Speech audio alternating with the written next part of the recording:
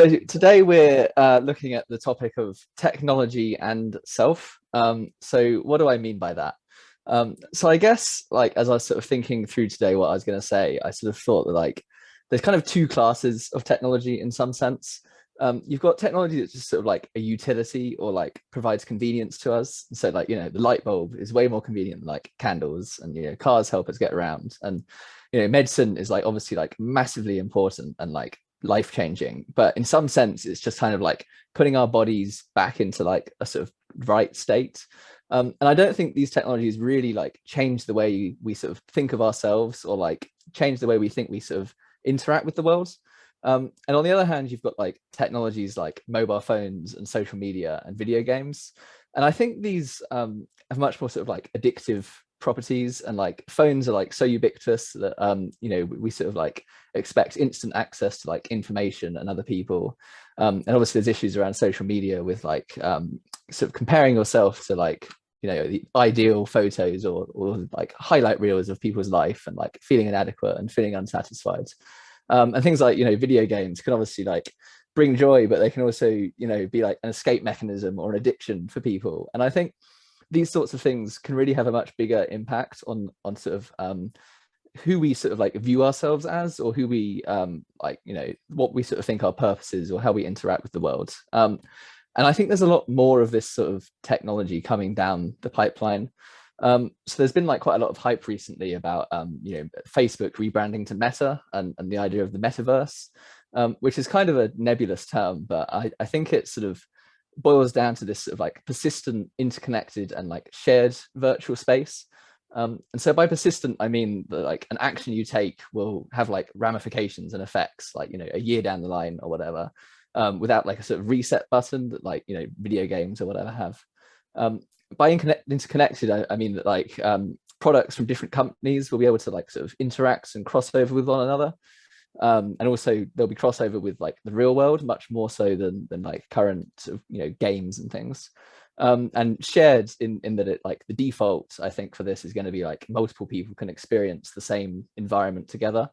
And I think the other big shift that's coming down the tracks is also like how this stuff is delivered. Like at the moment, we've sort of like shifted a lot from the physical world to like looking at things on screens.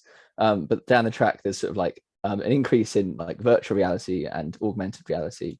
And so like the difference there is like virtual reality, you've got like a headset that's like fully immersed in like the virtual world, whereas augmented reality, or like adding images or sounds to the real world. And so I guess to like just think of some scenarios, like it might be possible, to have like a coffee shop meeting with your friend who's like in another country. And so, you'd both go to like a physical coffee shop and have your coffee, and your like augmented reality glasses, which would be as ubiquitous as phones, meaning that like you can see one another and have a conversation with one another. Facebook is pushing this quite heavily in terms of like work meetings and things like that, in terms of like virtual spaces, rather than looking at people on a screen like on Zoom, actually, being in a room or a virtual space with one another. But I think that the real shift is going to come if we start to see a blurring between like the real world and the artificial sort of like virtual world. Because you can imagine a scenario where, someone's like at a rock concert in person, and other people are like joining them in virtual reality, and the person who's there in person can see them through their like augmented reality glasses. And so in some sense, we're going to increasingly get into this world where like the lines are really blurred, and it's kind of irrelevant whether you're there physically or virtually. You're still able to sort of share in the experience. And so, to some extent, this sounds good. Maybe we'd like to replace like a Zoom meeting with like, oh, we could actually all be, physically in a space and see each other's gestures and like body language much better. But there's also obviously like challenges. And I think like as a society, do we really like even understand all the like psychological impacts of social media yet? And so, I've touched on this earlier of sort of the idea of like, we sort of put out what our ideal self is and then like compare ourselves to that and like feel inadequate. And I think this is only going to get worse with things like augmented reality, where like you can sort of have fully customizable like 3D avatars. And if you sort of take it to the extreme, like, are you going to end up with people who like literally like will refuse to meet with people in real life because like doing so would be exposing their true selves rather than this sort of like virtual self that they've sort of constructed. Um, and so I would say that, like, this is probably still some way away. Like, we've had like these Google Glass products have sort of come and gone and been rebooted over the last decades. And so it's sort of starting to get there, but it's not there yet. And also with like motion tracking, it's currently like really expensive and it's only really used for like films and things like that. And that's really because it just requires so much like expensive technology and like cameras and equipment. But with sort of advances in like machine vision and things like that, we could see like a single camera can sort of like reconstruct your 3D sort of like motion and things. So I think this is like some way away, but I think as Christians we should like start to think about what are the sort of like possible impacts of this, and how like should we respond to it. And I think a lot of this really comes down to the idea of freedom. And so for like society, I think the idea of freedom is really that you're able to like be or do anything, and it's without restriction from other people or from governments or from the environment around you. And I think the Christian view of this is really like very different. So there's this passage here from Romans 6. Don't you know that when you offer yourselves to someone as obedient slaves, you are slaves of the one you obey, whether you are slaves to sin, which leads to death, or to obedience, which leads to righteousness. But thanks be to God that though you used to be slaves to sin, you have come to obey from your heart the pattern of teaching that has now claimed your allegiance. You have been set free from sin and have become slaves to righteousness. And so I think in the Bible, we see like this theme of actually, we're not just set free for the sake of freedom, but we're set free to like become slaves to righteousness. And so really like the Christian idea of freedom is like being able to choose what I follow, because we sort of acknowledge that actually we're always going to be affected by like outside forces and influences, but we get to like choose what that's going to be. And so like time and time again in the Bible, we see, I guess, this sort of common theme of like God like wants to bless humanity, and then humans like mess it up somehow, but like God redeems the situation. And actually I think like quite often it's redeemed through a limitation or something that we'd like see as a limitation. So like an example of this is like sort of mortality in response to the fall. Now, like obviously like death is like tragic and not part of like God's original design for humanity. But if you actually look at like why was like Adam and Eve like removed from the garden, God says like so they're not allowed to reach out their hands and eat from the tree of life and live forever.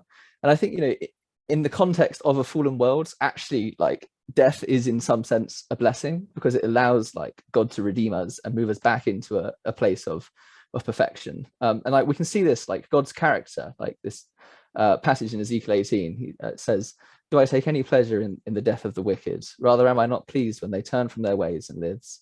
I take no pleasure in the death of anyone. Repent and live. And so we can see like God's heart is always like to bless humanity. And these things that seem like limitations actually like aren't. And like we see this over and over, like the Tower of Babel as well. Like often people think that God was just cursing humanity because they became arrogant and thought they could build up a tower. But actually, if you read what they said, the people said in Genesis 11 that they're coming together to make a name for themselves. Otherwise, we will be scattered over the whole face of the earth. And like that was God's exact command. Like 11 chapters earlier was like, be fruitful, increase in number, like spread over the whole earth. And I think that's like God wanted to bless us like so fully and give us like the whole planet, and that we'd have different cultures and ideas, and like that would be like bring glory to God. And so again we see like God has this plan and humanity has their own ideas, and like God brings in a limitation or what seems like a limitation and a curse, and like sets us back on track. And finally, I guess even like the law is an example of this.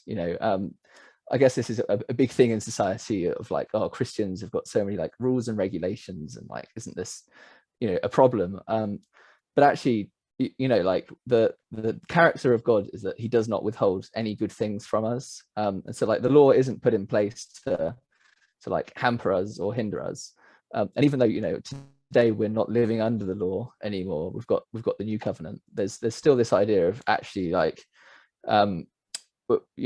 living by the concepts of the law is sort of living in a way that will like bring blessing to us all and like more prosperity to us all. as a people. Um, and so I guess like with the advent of these new technologies, we're really like trying to remove limitation in some sense. And I think you could kind of argue that like we've already tried to like approximate omniscience in terms of like our information technology. Like we have so much knowledge at the tips of our fingers these days. But like if you actually look, obviously that's really helpful and has helped humanity flourish, but also like it's made us impatient. And I think in some sense like this information overload makes us doubt ourselves, and rather than like trusting our own thoughts and reflecting on things, we just like scroll through endless social media posts or articles, and it can be more influenced by others. And I think the metaverse and sort of this new sort of AR and VR technology coming down the line, in some sense, will sort of approximate omnipotency, so being all powerful and being able to sort of manipulate your environment because it's a virtual environment, and also omnipresence because you're able to sort of act as though you can be anywhere and be with anyone at any time. But I think this could lead to issues in terms of like if we sort of make life too easy in some sense, then are we actually going to like tackle problems? So like if I can just go and connect with anyone in the world, am I actually going to like reconcile with the people around me, or am I just going to go and try and find new people? And I think also like especially with AR technology, you can really get into situations where you're sort of manipulating perception itself. It's like there might be someone that you disagree with, but you just sort of like paint over them. Like today we have ad block, and in the future are we going to have like homeless block and just like hide people that are suffering because we don't want to think about it. So like sort of the opposite of actually becoming omnipotent and omnipresent. In some sense, are we going to become like less willing to tackle problems because of this new technology? And so in thinking about this, I was sort of thinking, well, how can we get some of the benefits without the problems? Because obviously like there are benefits to this sort of technology, and I think it can bring joy and connection and inclusivity of people that like can't join in with things can then get involved. And I guess in sort of like thinking of the limitations that God's put forth, I think part of it is asking ourselves the questions of like, is a new technology trying to break down limits that have been set by God's wisdom, or actually are these limits caused by like living in an imperfect world? Because like Mark shared in the first session, like God does want to move us from like living in a garden to living in a city. Like God wants human flourishing and like blessing for us. But actually like there are limits that God sets as well. And it's really about, I guess, asking ourselves as we move into this world where we can sort of like be or do anything, like what is it that God has for us, and like has God put us in a certain place and a certain time because he wants us to connect with the people around us? And so I guess like this is a really hard question to answer, right? Because like we haven't got the wisdom that God has. And I think there's a lot of technologies where actually like the same technology could be good in one situation and like unhelpful in another situation. So I think that there's really we have to sort of tackle this with like thought and prayer and asking God for his wisdom in all of this.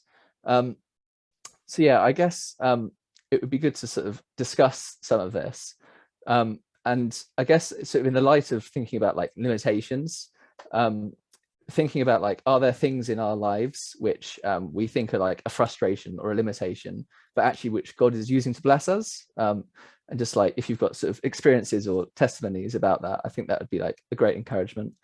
And also thinking, yeah, I guess about like how we could be moving into this world where we can sort of like be or do anything. Like how can we make sure we are actually like pressing into what God wants for us and what God's plans for us? And I think society is going to be increasingly telling us like, oh, you can just change your way of life, and this new technologies are going to become more and more ubiquitous, and it would be very easy to just fall into that in the same way that like we all use phones and the internet and everything without actually giving it much thought. Yeah, so I guess the two questions are really are there sort of limits or frustrations in your life which can be beneficial, and how can we make sure we're sort of pressing into God's plans for us in all of that? And obviously, if you've got any other thoughts about like the metaverse or this technology as well, and you want to discuss that in your groups, that would be great as well.